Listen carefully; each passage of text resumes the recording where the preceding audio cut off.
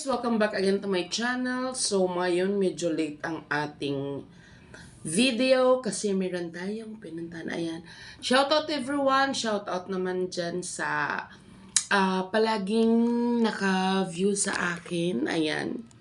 Thank you sa inyong support. At of course, kay Krishna at sa PB team. Ayan, inaayos ko lang yung aking camera. Ayan guys, welcome back again to my channel. So, another reaction na naman po ang ating gagawin for today's video. Kasi alam nyo guys, talagang babarahin natin yung mga taong mapanglait, mapanghusga, na akala mo perfect.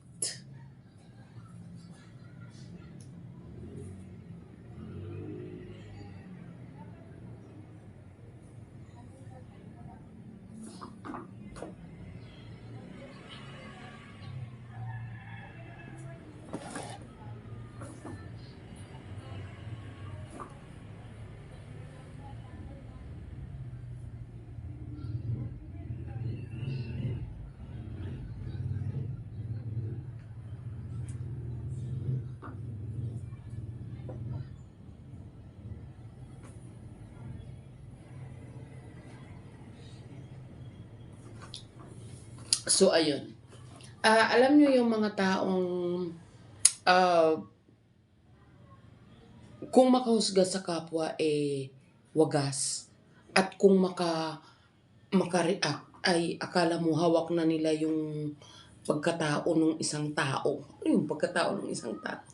Diba? Dami ko kasing nababasa. Kasi puro dila, nakadila daw lagi. Nakadila daw lagi. Hindi nababagay daw kay Sir Paul, ganyan-ganyan. Alam nyo guys, yung mga sinasabi nyo, below the belt na yan. Hindi na nakakatuwa yung mga sinasabi nyo.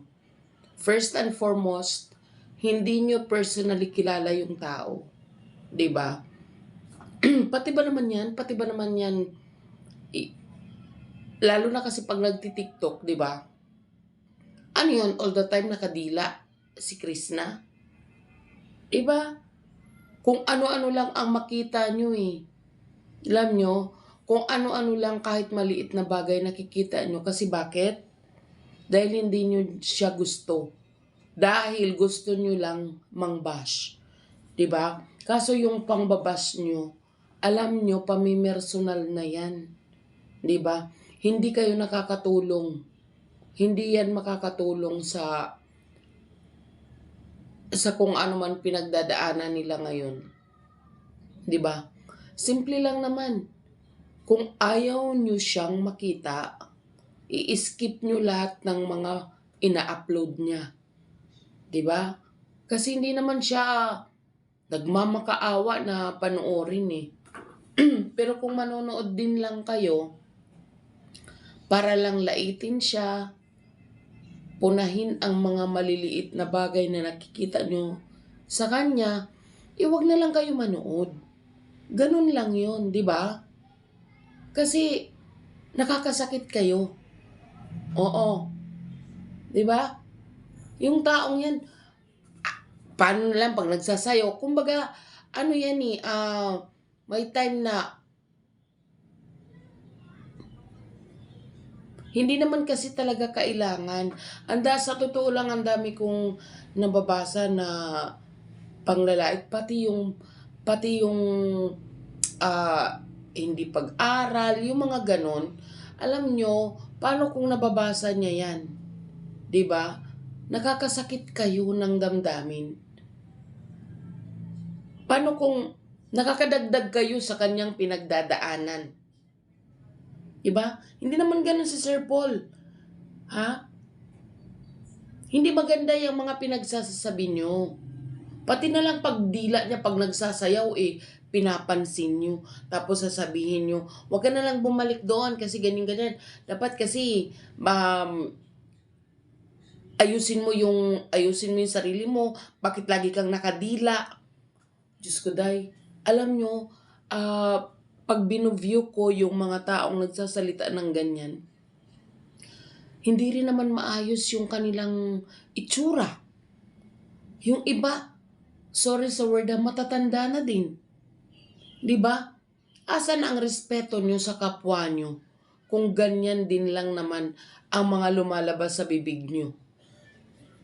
Di ba? Naghahanap kayo ng kapintasan sa isang tao para lang maibas nyo. Na kung tutuusin, wala naman kayong mga ambag sa kanya. Di ba? Wala kayong ambag. Oh, ganda-ganda kaya ni Krishna. Kakaiba yung beauty niya. Kasi kayo hindi nyo na-appreciate, naghahanap kayo ng sira or masasabi nyong hindi maganda sa kanya. 'Di ba? Tapos uhusgahan nyo na yung tao. Samantalang hindi nyo naman siya kasama. Hindi nyo personally kilala. Sa video nyo lang siya nakikita. 'Di ba? Alin yung pagmamahal na binibigay nyo sa kanya? Pati yata yung kaliit-liitan na sa pagmumukha niya bibigyan nyo ng kahulugan. 'Di ba? Sa totoo lang, hindi lang ganun, yun ang matindi na sinasabi dun Hindi ko na lang, ayaw ko lang sabihin kasi, kumbaga sobrang below the belt na. 'Di ba? Napakaano nyo. Imbes na iangat natin yung tao, yung full support 100%, hinahanapan nyo ng butas na ikakasira niya, na ikakapintas niya. 'Di ba? Kasi hindi nyo siya gusto. Oo. Pwede naman hindi nyo siya panoorin 'Di ba? Pwede nyo siya hindi panoorin. Maghanap kayo ng ibang mapapanood. Kaysa titignan nyo yung kanyang mannerism, 'di ba? Kasi lang niya yun Kumbaga, pag nagsasayaw siya, syempre, pwedeng nang aasar, yung ganon. 'Di ba? Pero binibigyan nyo na ng kahulugan. Ano yun? May sakit na laging nakadila. 'Di ba? Basta lang may masabi kayo 'Di ba? Kahit na alam nyo hindi naman makakatulong. Di naman siya nanlilimos ng napanoorin siya Yung may gusto lang na sumuporta sa kanya. Marami kaming nasuporta sa kanya. Hindi ka kawalan kung hindi mo siya mapapanood. Yung napapanood mo siya para lang laitin, mas maigi yata na huwag ka lang manood. Kasi mas marami kaming nakasuporta sa kanya, sa PB team, sa PB team, kaysa naman ikaw na gusto mo lang manlait. 'Di ba? Hindi rin naman maganda yung itsura mo. Ay, naku, nagkakasala tayo sa ganyan. Kasi, unang-una ayaw ni Sir Paul na mapanglait. 'Di ba? Para ka rin yung isang isang reactor na no second chance, yung mga ganyan, dahil may snake, may ahas. 'Di ba? Samantalang wala namang valid na ebidensya na para sabihin yung ganon.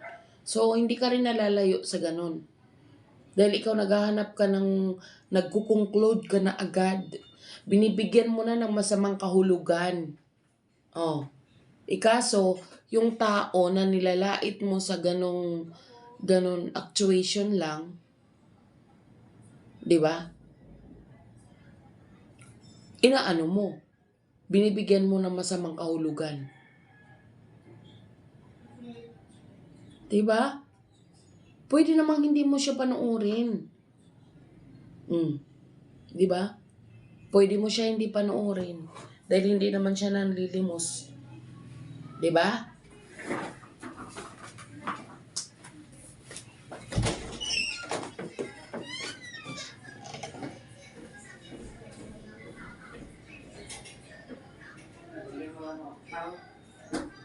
Kala ko hindi mo nagla-live ako.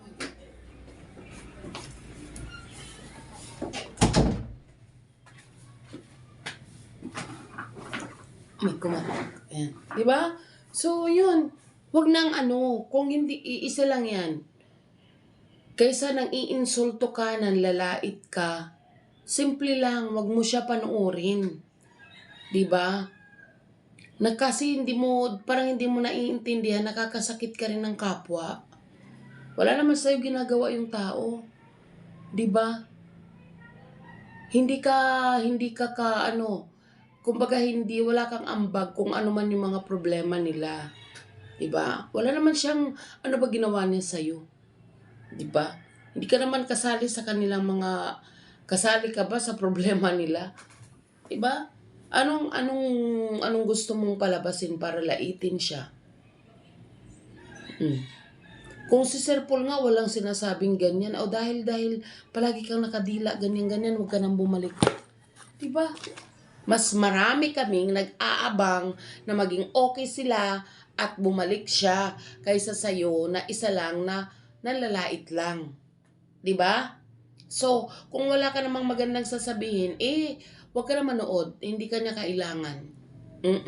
Mas marami kaming nagmamahal sa kanya. 'Di ba?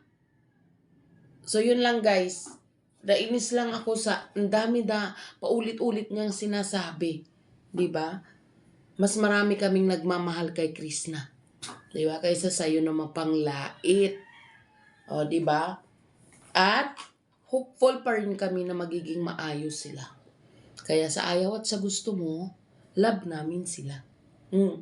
So, yun lang guys. At yun lang ang aking inire-react. Kasi parang ang sakit sa mata panoorin or mabasa yung mga ganun. Akala mo perfect. 'Di ba? So, kailangan natin yan babarahin yung mga ganyan. 'Di ba? Ayaw niya maging masaya. Kaya dinadamay niya si Krishna sa kalungkutan niya. Charis. So, yun lang guys. Thank you for watching and God bless everyone.